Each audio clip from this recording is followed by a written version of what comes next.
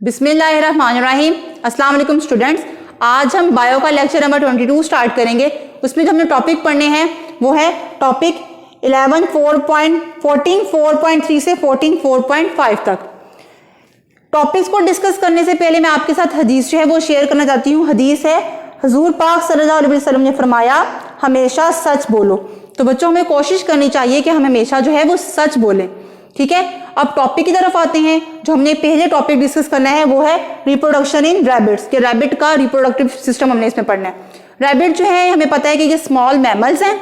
Mammals हम उन्हें कहते हैं जिनकी बैकबोन होती है और उनकी बॉडी के ऊपर क्या होती है, हेयर्स होते हैं। ये मतलब उनके करैक्टरिस्टिक्स में आता है। अब रैबिट क्या है, ये हमारे पास स्मॉल मैमल है और ये फाउंड होता है in several part of the world, मतलब दुनिया के बहुत से जगह पर ये पाया जाता है। और रैबिट को हम एज अ रिसर्च में यूज करते हैं एज एन एक्सपेरिमेंटल एनिमल। अब इसका हमने पढ़नी है रैबिट की रिप्रोडक्शन। तो हमारे पास इसमें दो सिस्टम्स आते हैं, एक है मेल रिप्रोडक्टिव सिस्टम और दूसरा है female reproductive system. First of all हम डिस्कस करेंगे male reproductive system. Male reproductive system जो है इसमें हमारे पास होते हैं consist of pair of testis, मतलब जो टेस्टिस हैं उसके हमारे पास क्या होंगे, पेयर में प्रेजेंट होंगी। Pair of testis. अब टेस्टिस ही वो जगह है जहां पर क्या होंगे, स्पर्म जो हैं वो प्रोड्यूस होंगे।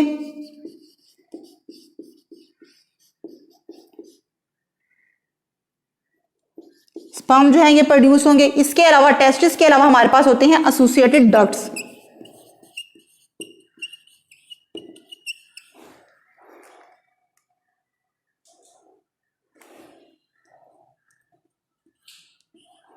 एसोसिएटेड डक्ट्स जो हैं ये क्या करते हैं, ट्रांसपोर्ट करते हैं स्पर्म को, ट्रांसपोर्ट करते हैं स्पर्म को। इसके अलावा टेस्टिस एसोसिएटेड डक्ट के अलावा हमारे पास हैं ग्लैंड्स। ग्लैंड्स जो हैं ये क्या करते हैं, सिक्रीशन को ऐड करते हैं, सिक्रीशन ऐड करते हैं किसमें, स्पर्म में। फर्स्ट ऑफ ऑल टेस्टिस जो हैं ये लोकेटेड होती हैं इन अ बैग ऑफ स्किन, जिसे हम क्या कहेंगे, स्क्रोटम कहेंगे, जो हैंग होता है बिलो द बॉडी। फिर रिपीट कर रही हूं, जो टेस्टिस हैं ये लोकेटेड होती हैं, एक बैग होता है, स्किन का बैग होता है जिसे हम क्या कहेंगे, स्क्रोटम कहेंगे, और जो स्क्रोटम है ये हैंग होता है बिलो द बॉडी। अब जो हर एक टेस्टिस है इसमें हमारे पास होती हैं मैस ऑफ क्वाइल ट्यूब्स, जिसे हम क्या कहेंगे, सेमिनिफेरस ट्यूब्यूल्स। अब टेस्टिस के अंदर क्या होता है, हमारे पास मैस ऑफ क्वाइल ट्यूब्स होती हैं, जिन्हें हम क्या कहते हैं, सेमिनिफेरस ट्यूब्यूल्स कहते हैं, निफेरस ट्यूब्यूल्स कहते हैं।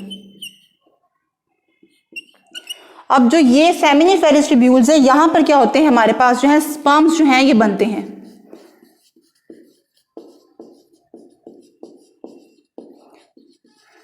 सेमिनिफेरस ट्यूब्यूल्स में क्या होंगे, हमारे पास स्पर्म जो हैं ये बनेंगे। अब जो हमारे पास स्पर्म जो है ये सेमिनिफेरस ट्यूब्यूल्स में बन गए हैं। जैसे ही हमारे पास जो स्पर्म है ये मैच्योर होगा तो वो एक्यूमुलेट हो जाएगा टेस्टिस की स्पर्म डक्ट में, कलेक्टिंग डक्ट में। स्पर्म जो है ये क्या हो गया, हमारे पास मैच्योर हो गया, तो ये कहां जाएगा, एक्यूमुलेट कर जाएगा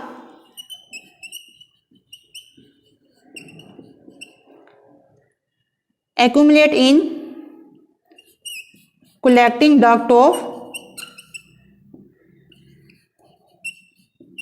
testes। First of all seminiferous tubules में स्पर्म जो है ये बना। उसके बाद क्या हुआ कि जब ये मैच्योर हो जाएगा तो फिर ये क्या करेगा, एक्यूमुलेट करेगा कलेक्टिंग डक्ट ऑफ टेस्टिस में। यहां से क्या होगा, वो मूव कर जाएगा कहां पर, एपिडर्मिस में। अब जब वो एपिडर्मिस में आ जाएगा तो फिर यहां से वो क्या होगा, मूव आउट होगा कहां पर, स्पर्म डक्ट में। अब स्पर्म डक्ट जिसको हम क्या कहते हैं, वेज रेफरेंस कहते हैं। अब हर एक जो टेस्टिस की वेज रेफरेंस होगी ये अपने आप को ज्वाइन करेगी यूरिथ्रा में, और यूरिथ्रा जो है ये प्रेजेंट होता है बिलो द यूरिनरी ब्लैडर। फिर मैं रिपीट कर रही हूं कि टेस्टिस की कलेक्टिंग डक्ट से स्पर्म जब मैच्योर हो जाएगा फिर वो मूव होगा एपिडर्मिस में। एपिडर्मिस से वो कहाँ पर आएगा, स्पर्म डक्ट में, जिसको हम क्या कहते हैं, वेज रेफरेंस कहते हैं। वेज रेफरेंस जो है ये क्या करती है, हर एक टेस्टिस की जो कलेक्टिंग डक्ट है ये अपने आप को ज्वाइन करती है यूरिथ्रा में, ठीक है। और यूरिथ्रा जो है ये होता है below the urinary bladder present होता है। अब यहाँ से अब यूरिथ्रा ही वो पॉइंट है जो क्या करता है, ट्रांसपोर्ट करता है यूरिन को भी और स्पर्म को भी, मतलब कि यूरिथ्रा के जरिए ही जो है हमारा जो यूरिन है वो बॉडी से बाहर मूव आउट होता है और स्पर्म जो है वो यहाँ से ही आगे ट्रांसपोर्ट होंगे। अब यूरिथ्रा में आगे अब हमारे पास नेक्स्ट आता है पॉइंट सीमन।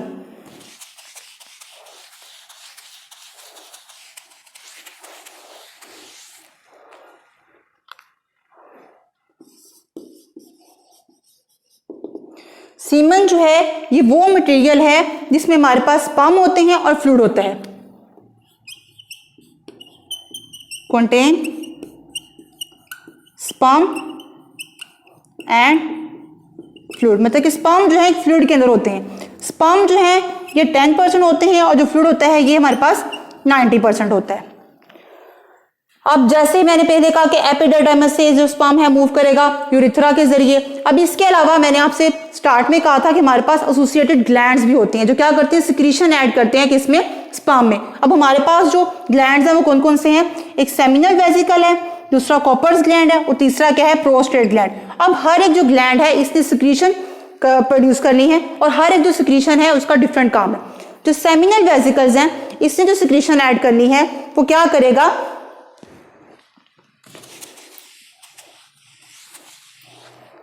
सेमिनल वेसिकल ने जो सिक्रीशन प्रोड्यूस करनी है वो प्रोवाइड करेंगे न्यूट्रिएंट्स। सेमिनल वेसिकल जो सिक्रीशन प्रोड्यूस करेंगे, प्रोड्यूस सिक्रीशन, वो ऐड करेंगे, वो क्या करेंगे, न्यूट्रिएंट्स प्रोवाइड करेंगे, provide nutrients to sperm. Seminal vesicle ने जो सिक्रीशन प्रोड्यूस की उसने क्या किया, न्यूट्रिएंट्स प्रोवाइड किए। अब नेक्स्ट हमारे पास जो ग्लैंड आ रहा है वो आ रहा है प्रोस्टेट ग्लैंड। प्रोस्टेट ग्लैंड जो सिक्रीशन प्रोड्यूस करेगा वो क्या करेगा, जो सीमन के अंदर फ्लूइड होता है उसकी एसिडिटी को वो न्यूट्रलाइज करेगा। प्रोस्टेट ग्लैंड जो है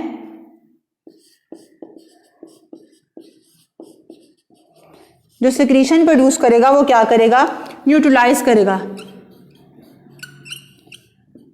न्यूट्रलाइज द एसिडिटी ऑफ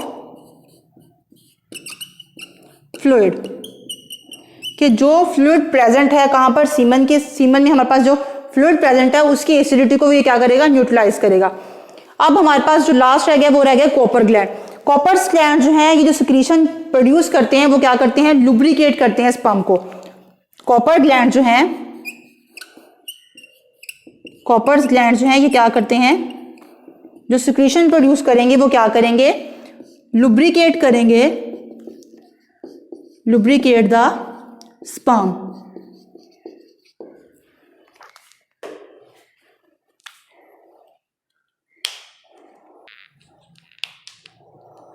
अब जो हमारा नेक्स्ट टॉपिक है वो है फीमेल रिप्रोडक्टिव सिस्टम। जिस तरह मेल के रिप्रोडक्टिव सिस्टम में हमारे पास पेयर ऑफ टेस्टिस थी, इस तरह फीमेल रिप्रोडक्टिव सिस्टम में हमारे पास क्या होंगे, पेयर ऑफ ओवरीज होंगी,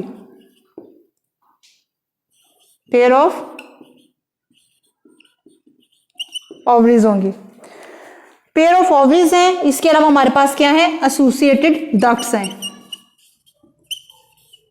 एसोसिएटेड डक्ट्स। जो ओवरीज हैं पेयर की फॉर्म में है, ये क्या होते हैं, स्मॉल ऑर्गन है, ओवल शेप का ऑर्गन है जो कहां पर होता है, लोकेटेड होता है हमारी एब्डोमिनल कैविटी में, वेंट्रल साइड किसकी, किडनी की वेंट्रल साइड में। अब जो ओवरीज हैं ये पेयर की फॉर्म में है। अब ओवरी की जो आउटर रीजन होगी यहां पर क्या होंगे, एग सेल्स प्रोड्यूस होंगे। अब एग सेल्स जो हैं, egg cells are produced in the outer region of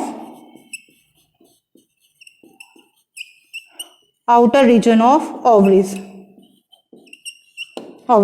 ovary की आउटर रीजन में हमारे पास एग सेल्स जो है ये बनेंगे। अब यहां पर क्लस्टर ऑफ स्पेशलाइज्ड सेल्स होते हैं जिनको हम क्या कहते हैं, फोली सेल्स कहते हैं। क्लस्टर ऑफ स्पेशलाइज्ड सेल्स जिनको हम क्या कहते हैं, फोली सेल्स कहते हैं। ये क्या करते हैं, नरिश करते हैं और सराउंड करते हैं किसको, हमारे एग सेल्स को। फिर रिपीट कर रही हूं कि ओवरीज जो हैं इसमें हमारे पास क्या होते हैं, इसके आउटर रीजन में हमारे पास एग सेल्स जो हैं ये बनते हैं और यहाँ पर हमारे पास एक स्पेशलाइज्ड सेल्स जो है वो क्लस्टर की फॉर्म में प्रेजेंट होते हैं जिसको हम फोली सेल्स कहते हैं। ये क्या करते हैं, सराउंड करते हैं और नरिश करते हैं हमारे एग सेल्स को। अब ओवरीज जो हैं ये क्या होंगी, जैसे ही ओवरीज ने एग रिलीज किए तो क्या यहाँ पे होंगे, यहाँ से जो है हमारे फॉलिपन ट्यूब में एग्स जो है ये रिलीज हो जाएंगे। अब फॉलिपन ट्यूब्स की जो है ओपनिंग होती है ये ओवरीज की साइड पर, मतलब कि ओवरीज और फॉलिपन ट्यूब जो है ये एक साइड पर होती है। ये इसकी ओपनिंग ओवरीज की तरफ इसलिए होती है ताकि जैसे ही ओवरीज एग सेल्स को रिलीज करे फौरन से ये फॉलिपन ट्यूब में एंटर हो जाए। फॉलिपन ट्यूब में क्या होगा, हमारे एग सेल्स जो है ये फर्टिलाइज होंगे और जो जाइगोट होगा ये कहाँ पर चला जाएगा, हमारी यूट्रस में चला जाएगा। अब जो यूट्रस है इसको डिवाइड किया गया है और सेपरेट किया गया है दो होन्स के जिसको हम यूट्रस होन्स कहते हैं। अब जब फॉलिपन ट्यूब में एग सेल्स आ गए, यहाँ पे उसकी फर्टिलाइजेशन स्टार्ट हुई, जो जाइगोट है ये देन मूव करेगा फर्टिलाइज एग जिसको हम क्या कहेंगे, जाइगोट कहेंगे। ये कहाँ पर जाएगा, यूट्रस में जाएगा। अब यूट्रस जो है मैंने पहले आपको बता दिया कि इसको डिवाइड किया है और सेपरेट किया गया है दो होन्स के जरिए जिसको हम यूट्रस होन्स कहते हैं। अब जो यूट्रस होन्स है ये अपने आप को ज्वाइन करती हैं कहाँ पर, बर्थ कैनाल के अंदर, इसको हम विजाइना भी कहते हैं। अब सर्विक्स ये वो पोर्शन है जो यूट्रस को और बर्थ कैनाल को क्या करता है, सेपरेट करता है। मैं फिर यहाँ से थोड़ा सा रिपीट करती हूँ कि जो यूट्रस के होन्स हैं ये अपने आप को ज्वाइन करेंगे कहाँ पर, बर्थ कैनाल में, और यहाँ पर सर्विक्स जो है ये एक पोर्शन है जो क्या करता है, बर्थ कैनाल को और यूट्रस को आपस में सेपरेट करता है। अब यहाँ पर ही क्या होगा कि जो मेल के स्पर्म हैं वो यहाँ पर आकर रिलीज होंगे। अब जो हमारा नेक्स्ट टॉपिक है वो है fertilization and development in rabbit.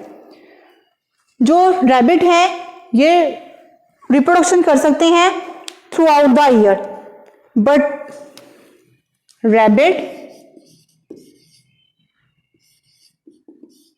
Can breed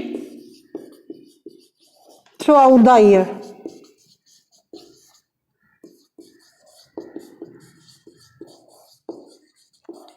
जो रैबिट्स हैं ये ब्रीड कर सकते हैं सारा साल, जबकि जो मेल रैबिट है हमारे पास ये स्टीराइल हो जाते हैं ड्यूरिंग समर मंथ।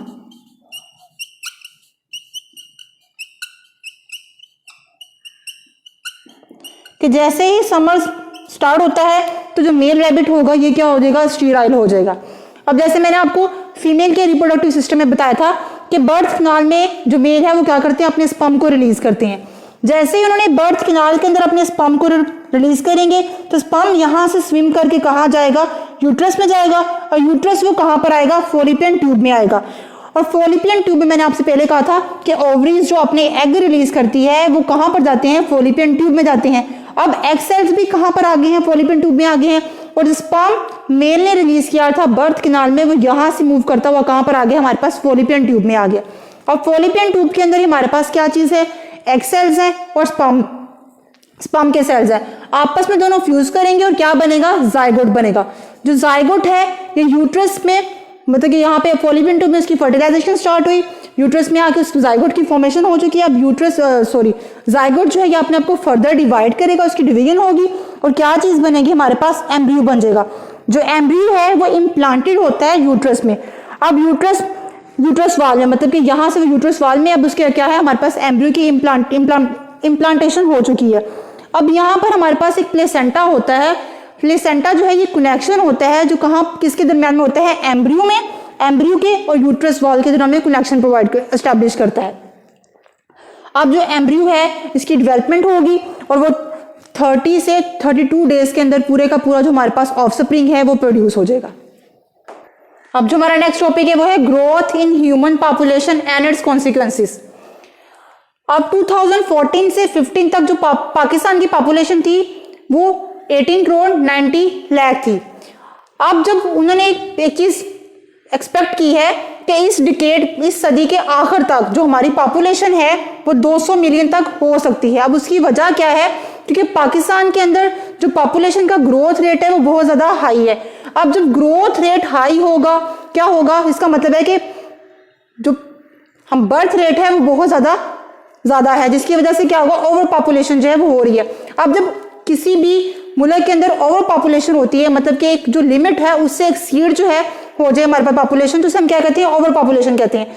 जब पॉपुलेशन ओवर पॉपुलेशन हो जाए तो इसकी वजह से हमारे पास बहुत सी प्रॉब्लम्स आती हैं। अब वो प्रॉब्लम्स क्या है, शॉर्टेज ऑफ फ्रेश वाटर, कि हमारे पास फ्रेश वाटर जो है उसकी कमी हो जाएगी, नेचुरल रिसोर्सेज की कमी हो जाएगी।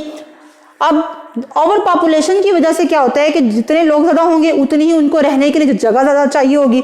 अब जब हमें जगह ज़्यादा चाहिए होती है तो हम क्या करते हैं, जो फॉरेस्टेड एरिया है उसको कट करते हैं, तो डिफॉरेस्टेशन बढ़ जाती है, जिसकी वजह से इकोसिस्टम कम हो जाता है। अब जब फॉरेस्ट नहीं होंगे तो क्या होता है, एक और वजह बनती है ग्लोबल वार्मिंग। ग्लोबल वार्मिंग में क्या होता है, हमारी एटमॉस्फेयर का जो टेम्परेचर है वो राइज कर जाता है। राइज डिमांड फॉर हाउसिंग, मैंने पहले कहा कि जब लोगों की तादाद बढ़ेगी तो उनके लिए रहने के लिए जगह की भी डिमांड होगी, जिसकी वजह से हमें फ्रेश कट करने पड़ेंगे, तो डिमांड जो है हाउसेस की वो बढ़ जाती है।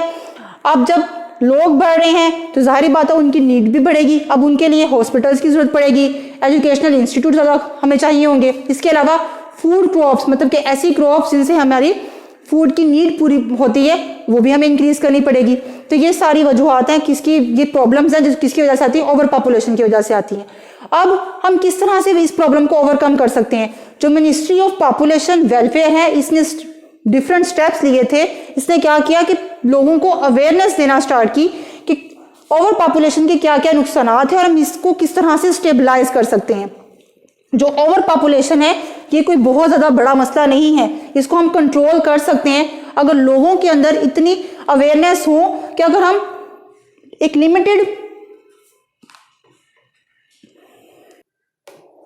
लिमिटेड पॉपुलेशन हो किसी भी कंट्री की, तो उसका क्या बेनिफिट होगा कि हर एक को प्रॉपर जो उसकी नीड है उसके अकॉर्डिंग उसको प्रॉपर उसकी चीज़ें मिलेंगी। फॉर एग्जांपल हर एक को पढ़ने के लिए इंस्टीट्यूट अच्छे मिलेंगे, हॉस्पिटल्स में जितनी नीड होगी वो प्रॉपर तरीके से पूरी हो सकेगी, और जो स्पेशली जो हमारी क्रॉप्स हैं वो हर एक को प्रॉपर जो खाना है वो अच्छे तरीके से मिल सकेगा। और सबसे जो बेस्ट होगा कि जब हमें ज़्यादा लोग नहीं होंगे तो रहने के लिए ज़्यादा हमें जगह की भी जरूरत नहीं पड़ेगी, तो हमें जो फॉरेस्ट है वो कट नहीं करने पड़ेंगे।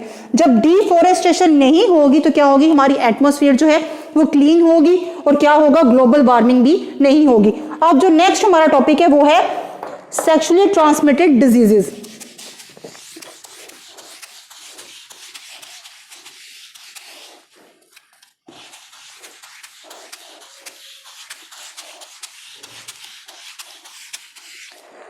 Sexually transmitted diseases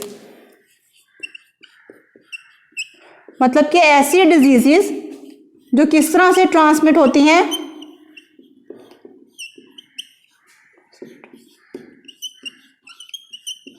sexually transmitted diseases, इसको हम क्या कहते हैं, एसटीडीज भी कहते हैं। मतलब कि ऐसी डिजीज जो किस तरह ट्रांसमिट होगी, due to sexual act. Disease that is transmitted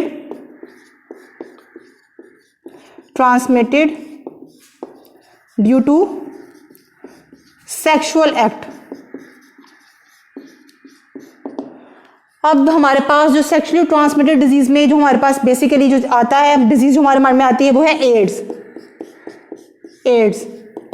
ads की फुल एब्रिविएशन है acquired immunodeficiency syndrome. Acquired immune deficiency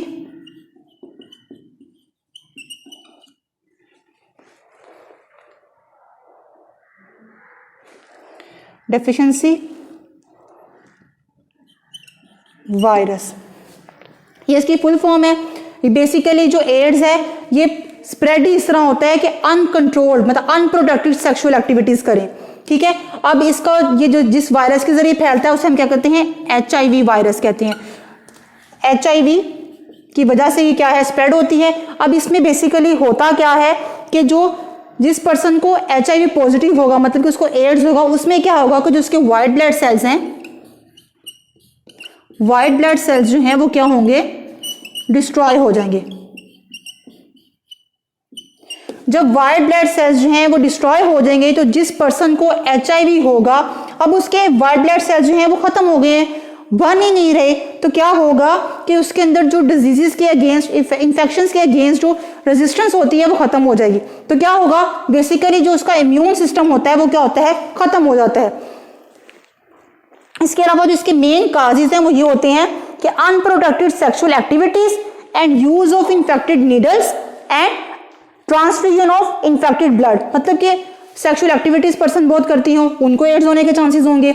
अगर हम कोई ऐसे नीडल यूज कर लें जो इन्फेक्टेड थे, मतलब किसी ऐसे पर्सन को वो इंजेक्शन लगाया गया था जिसको क्या था, HIV था, और वो नीडल जो थी किसी हेल्दी पर्सन को लगा दी है, तो उस तरह उस पर्सन को HIV होने के चांसेस हैं। या अगर हम किसी ऐसे पर्सन से ब्लड ले लें जिसको HIV पॉजिटिव है, तो क्या होगा, हेल्दी पर्सन को HIV पॉजिटिव वाला ब्लड लग जाएगा, तो क्या होगा, उसको भी HIV होने के चांसेस हैं। अब जो नेक्स्ट हमारा टॉपिक है वो हमने पढ़ना है role of national AIDS control program, मतलब NACP एंड NGOs का क्या रोल है। अब नेक्स्ट टॉपिक है role of NACP and NGOs। First of all NACP and NGO की बेटा फुल फॉर्म जो है आपकी बुक पे लिखी हुई है। NACP का मतलब है national AIDS control program and NGO है नॉन गवर्नमेंटल ऑर्गेनाइजेशंस, ये NGO की फुल फॉर्म है। Pakistan federal ministry of health इसने एस्टेब्लिश किया था NACP को 1987 में, ठीक है। अब इसके मेन ऑब्जेक्टिव NACP के ये थे कि ये लोगों को हेल्प करे किसमें, कि HIV की ट्रांसमिशन से बच सके। अब HIV की ट्रांसमिशन मैंने आपसे पहले कहा किस तरह से फैलती है, कि अगर हम ऐसा ब्लड लें जो क्या है किसी इन्फेक्टेड पर्सन का है, ठीक है, तो इसके मेन ऑब्जेक्टिव ये थे कि हमने लोगों को अवेयरनेस देनी है कि वो किस तरह से बच सकते हैं HIV की ट्रांसमिशन से। अब वो किस तरह से है, सेफ ब्लड लें, मतलब कि ब्लड की ट्रांसफ्यूजन जो है वो सेफ हो। इसका बेस्ट मेथड ये है कि ब्लड लेने से पहले आपने अक्सर देखा है कि वो पहले टेस्ट करवाते हैं। टेस्ट करवाने का बेसिकली मकसद ये होता है कि उस पर्सन को कोई ऐसी डिजीज तो नहीं है जो नेक्स्ट जनरेशन जिस पर्सन को दे रहे हैं उसको वो आ सके, तो ऐसा ब्लड लें जो सेफ हो, और STDs मतलब कि सेक्सुअली ट्रांसमिटेड डिजीजेस को रिड्यूस करें। वो किस तरह से करेंगे कि सेक्सुअल एक्टिविटीज को कंट्रोल करें, तो क्या होगा, STDs को हम रिड्यूस कर सकते हैं। इसके अलावा जो पाकिस्तान के अंदर HIV की रेट है, फ्रीक्वेंसी है, वो लो है, ठीक है। अब इसमें HIV किस तरह से फैलता है, उसके रिस्क क्या है, कि इन्फेक्टेड ब्लड और ब्लड प्रोडक्ट्स और होमोसेक्स, मतलब कि ये बेसिकली वो रीजंस है जिनके जरिए जो है HIV का जो रेट है या HIV की जो डिजीज है लोगों में पाकिस्तान के अंदर पाई जाती है। अब इन्फेक्टेड ब्लड, फिर वही बात रिपीट कर रही हूँ कि ऐसा ब्लड किसी पर्सन से लिया जाए जिसको क्या था, HIV पॉजिटिव था वो, अगर हम उसका ब्लड किसी हेल्दी पर्सन को लगा देंगे तो क्या होगा, हेल्दी पर्सन को भी HIV मतलब कि एड्स होने के चांसेस, मतलब चांसेस नहीं, प्रॉपरली क्या होगा, उसको next with the passage of time HIV positive वो भी हो जाएगा। अब यहाँ पर उन्होंने ये लिखा है कि NACP के ने डिफरेंट, मतलब कि किस तरह से HIV से हम बच सकते हैं। उन्होंने डिफरेंट प्रोग्राम्स और TV चैनल्स के जरिए उन्होंने क्या किया था, प्रिंट मीडिया के जरिए उन्होंने अवेयरनेस देना शुरू की थी 2005 में, और इनका मेन ऑब्जेक्टिव ये था, change public attitude for safe sexual activities, create demand for information on HIV and AIDS and improve attitude and behavior among healthcare workers, कि लोगों को अवेयर करना कि हम किस तरह से सेफ सेक्सुअल एक्टिविटीज करें। दूसरा ये HIV और AIDS की इंफॉर्मेशन लोगों तक पहुंचाएं ताकि उनके अंदर अवेयरनेस आए, वो इस चीज से बच सकें। अब पाकिस्तान के अंदर जो NGOs 54 NGOs जो हैं वो वर्क कर रही हैं, और उनका बेसिकली मकाम ही ये है कि लोगों को अवेयर करें कि किस तरह से हम HIV से बच सकते हैं। NGO serve as member of the provisional consortium on HIV/AIDS which has been set up in all of the province of Pakistan, मतलब कि डिफरेंट NGOs जो बेसिकली काम किसके पर कर रही हैं, HIV पे कर रही हैं, वो डिफरेंट प्रोविंस के अंदर उनको एस्टेब्लिश किया गया है। बच्चों इसके अलावा नेक्स्ट हमारी बुक एक्सरसाइज है, आपको पूरा चैप्टर जो है वो पढ़ा दिया है, जो इसके MCQs हैं वो आपका टास्क है, आपने खुद करनी है। शॉर्ट क्वेश्चंस और जितने भी अंडरस्टैंडिंग लॉन्ग कंसेप्चुअल क्वेश्चंस हैं, इनको अगर आप पूरा चैप्टर लर्न करेंगे तो आप इजीली इनको खुद से कर सकते हैं। तो मुझे उम्मीद है कि आपको ये समझ लग चुकी होगी। और एमसीक्यूज जो है मैंने आपको नहीं करवाए, ये चैप्टर लर्न करने के बाद आपके अंदर इतनी एबिलिटी होगी इंशाल्लाह ताला कि आप इसको खुद से सॉल्व कर सकें। तो ये आपका टास्क है। आज का मेरा जो टॉपिक था वो खत्म हो गया है। मुझे उम्मीद है कि आपको समझ लगी होगी। जज़ाकल्लाह, अल्लाह हाफिज़।